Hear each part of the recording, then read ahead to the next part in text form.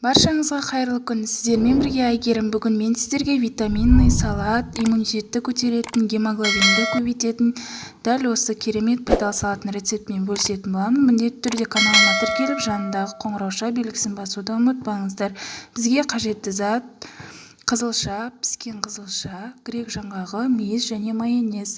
Бар болғаны азғантай ингредиенттерден тұрады, және де үкіш қажет болады. Үкіштің дәл осындай майда тісінен осы қызылшамызды өткізіп алатын боламыз. Мен тек бір ғана тарелка жасадым, сондықтан бір қызылша кетті. Егер көбірек жасайтын болсаңыздар, қызылшаның мөлшерін көбейтетін боласыздар. Дәл осылай видеодағыдай майда үкіштен бірінші өткізіп алатын боламыз. Қызылшаны өткізіп болғаннан соң мейізімізді алдын ала жуып тазалап алатын боламыз. Және де мендегі мейіз кішкене ірірек болғандықтан мейізді пышақтың көмегімен кесіп турап алдым. Егер сізде майда мейіз болса, бөлмей қойсаңыздар да болады, немесе тең ортасынан бөліп турап қоссаңыздар да болады.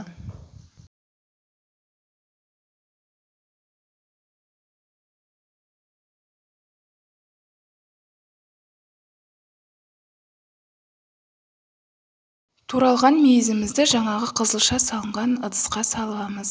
Келесі кезекте грек жаңғағын дәл осылай мейіз сияқты етіп, майда етіп турайтын боламыз. Өте майда етуге де болады, немесе кішкене ірірек етіп турасаңыздар да болады. Барлығы өз қалауыңызша.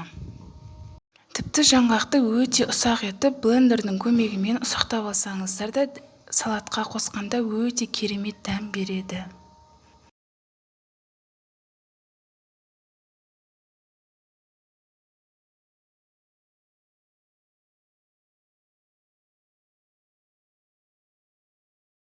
Туралған жаңғақтың барлығын жаңағы ыдысымызға салып, жақсылап тұрып араластыратын боламыз.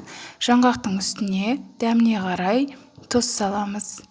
Тұзды көп мөлшерде салмаңыздар, кішкене ғана салсаңыздар жеткілікті, бір шымшым ғана. Және де майонезімізді салып араластырамыз. Майонездің орнына қаймақты қолдануға да болады.